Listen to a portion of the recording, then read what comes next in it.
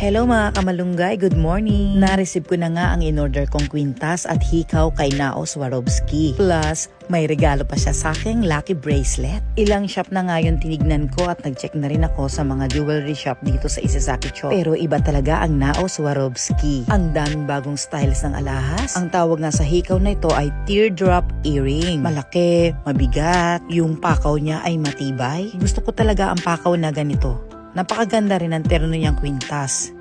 Ang chain ay 45 cm.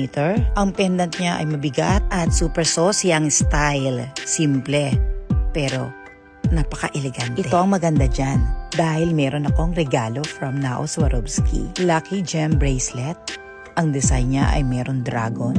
Pampaswerte raw ito. Magpapasalamat tayo sa mga swerte dumarating sa ating mga buhay. Kailangan lang talaga meron tiyaga, may sipag, mag-iipon para makabili ng mga alahas at maging investment na rin natin. Manood po kayo ng live stream ni Nao. I-check po nyo ang kanyang FB profile. Manood kayo ng kanyang mga live para ma-check nyo yung mga alahas na itinitinda niya. Kapag may nagustuhan kayo, PM nyo lang po siya. Agad-agad ay siya po ay magre-reply sa inyong mga message. Mapapagkatiwalaan nyo po ang Nao Swarovski Jewelry. Mabilis ang reply. At kahit saan mundo po kayo naroon, mabilis ang deliver. Through EMS po yan. Swerte lamang po at kapitbahay ko lang si Nao Swarovski. Good luck to your business, Nao!